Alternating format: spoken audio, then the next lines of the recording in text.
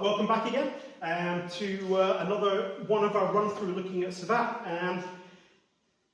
Unfortunately, I didn't get here in traffic tonight, so rather than recording it before class, I'm having to record it after class. So sadly, you get to see the state I end up in after training for 3 hours, rather than my normally bright-eyed, bushy self. But irrelevant to that, let's move on and look at what we're going to be doing today. So last time we looked at the Chasse frontal, so we're looking very much at attacks coming off this front foot.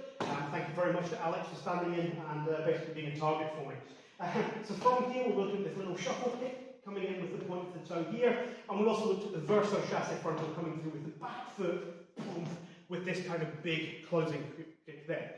So if we think about those as having a lot of forward momentum, they're primarily the equivalent in terms of punching forms of our sets, these straightforward attacks here.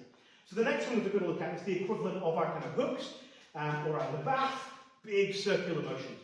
And when we come down to the feet, these become chasse fouette. Chasse between kick and fouette kind of means round, I think.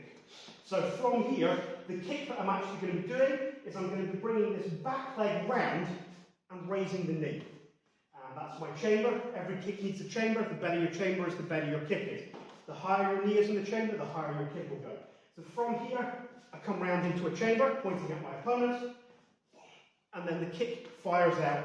Again, unlike a lot of martial arts where I would be aiming to hit with the top of the foot, because this is designed to be done in solid footwear, I'm actually going to be trying to drive the toes into the side of my opponent.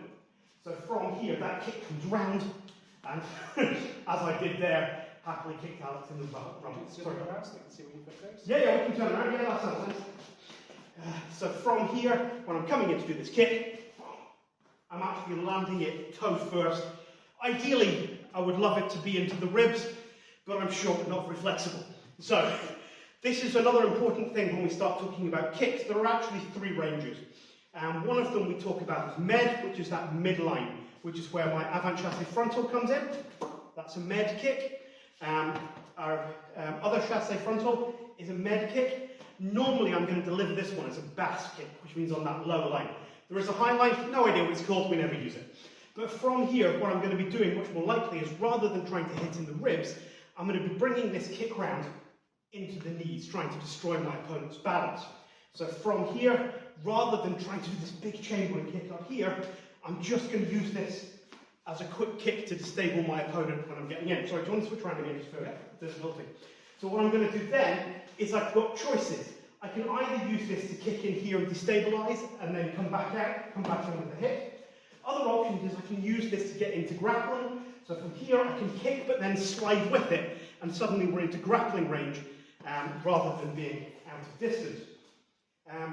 However, I've still got the option to deliver those high-level kicks if I want to.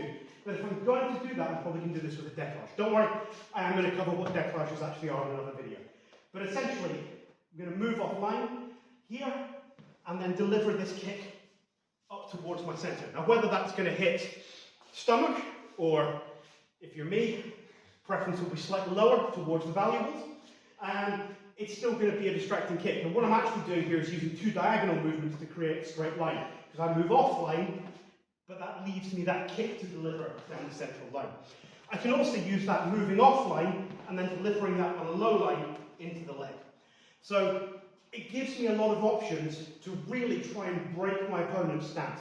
So quite often I'm going to come in with something high to distract my opponent, keep them focused up here before I take the knee out, and then come in for something to actually try and finish the job. I should say, Alex is lovely in stepping in here. He's not actually one of our kind of Baitetsu students at the minute. He's mostly a sword guy. So he's reacting very well for someone who's not used to getting punching kicked. So anyway, the fouettes give us those kind of round, sweeping attacks. There is technically a fouette off the front foot, but it tends to be quite weak. It's used a lot for point scoring, but when we're looking at self-defense, it doesn't tend to get used that much, because although I can kick there, even if I'll just go a bit higher onto the thigh, you'll notice that there's no power behind that, compared to if I deliver the same kick from the back leg, your foot's going to move. So I can deliver these things, and as I said, mostly use them for stance destroying, or we're going to step offline to then deliver them down that centre line. And that's really how we're going to use the fouettes. So we've got our straight attacks, And now we've got our round attacks as well, much like we had our Fouette and our BAFs. And next week, we're going to go on and look at an attack called a coup de pied BAF. Don't worry about what that means, I'll go through it next week, which is kind of the equivalent of our uppercut. It's a really quick, nasty little shot that's going to really change the game. But you'll have to wait for next week for that. So I shall catch you then. Thank you again very much, Alex, and we'll see you guys next week.